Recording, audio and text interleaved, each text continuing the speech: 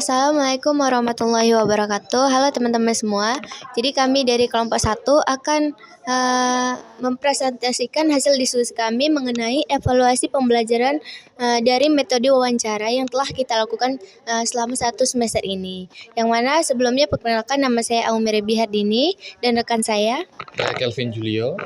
Jadi di sini kami akan membahas kelebihan, kekurangan, dan evaluasi apa ke depannya yang akan kita lakukan untuk memperbaiki metode pembelajaran ini.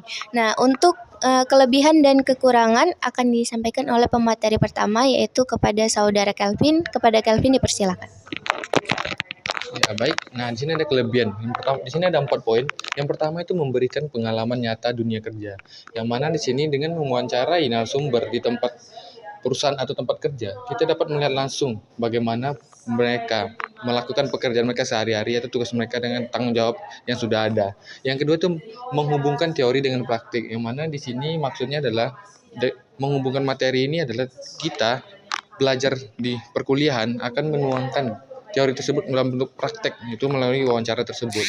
Yang ketiga ada melatih komunikasi dan sikap profesional. Nah, di sini dengan wawancara tentu kita akan melatih komunikasi kita secara profesional karena kita melakukan sesi wawancara pada narasumber yang tentu tidak kenal dan mungkin nantinya akan kenal.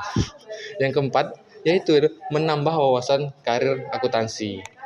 Selanjutnya ada kekurangan. Nah, di sini ada 5 poin. Yang pertama itu waktu praktisi yang terbatas, yang mana dalam perkuliahan itu diberikan waktu untuk mencari dan melakukan sesi wawancara pada narasumber. Nah, itu waktunya sangat terbatas atau kesulitan dalam menentukan hari karena juga perkuliahan yang cukup sibuk. Yang kedua itu ada kualitas narasumber yang berbeda-beda. Nah, di sini adalah menjadi masalah pokok juga salah satunya, karena narasumber tentu menjadi kunci dalam hasil wawancara yang baik dengan hasil informasi yang matang. Yang ketiga adalah sulit mencari tempat wawancara. Nah, ini menjadi masalah krusial karena dengan tempat yang tidak ada tentu wawancara tidak bisa dilakukan. Yang keempat itu membutuhkan surat izin.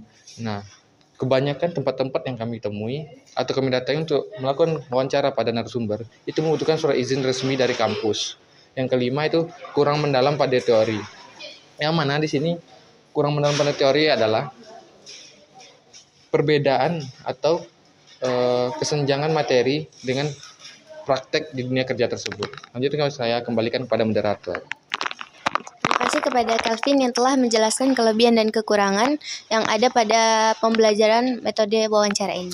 Selanjutnya saya akan membahas tentang evaluasi. Sebenarnya banyak banget ya teman-teman evaluasi yang harus kita lakukan ke depannya agar metode ini berjalan dengan lebih baik. Kemudian sinkron antara materi dan teori dan praktiknya sendiri. Yang pertama itu ada evaluasi. Kita membutuhkan evaluasi yang banyak teman-teman sebelumnya, karena yang mana dalam praktiknya sendiri itu tuh kita memerlukan banyak banget. Yang pertama itu membutuhkan waktu yang relatif lama, yang mana dalam praktiknya sendiri itu tuh kita membutuhkan waktu yang lama dikarenakan kita juga masing-masing mempunyai kesibukan. Kemudian juga pewawancara yang akan kita wawancarai juga memiliki kesibukan. Kemudian memerlukan dokumen resmi dari kampus. Nah, ini tadi udah jelaskan juga sama saudara Kelvin, yang mana kita memang memerlukan dokumen resmi dari kampus. Itu salah satu pertanyaan yang biasanya yang ditanyakan oleh narasumber sendiri. Kemudian untuk memerlukan dokumentasi wawancara yang baik.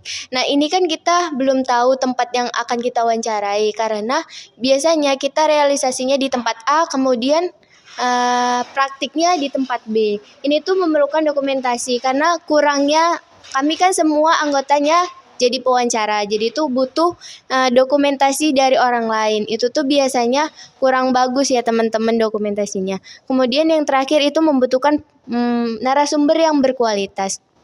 Yang mana nggak semua pewawancara, nggak semua narasumber itu memiliki kemampuan di bidang akuntansi sendiri. Jadi teori yang kita dapat di kampus nggak semuanya itu muncul waktu kita praktek langsung di tempat wawancaranya. Mungkin sekian dari kami, kurang lebihnya kami mohon maaf. Kami akhiri. Assalamualaikum warahmatullahi wabarakatuh.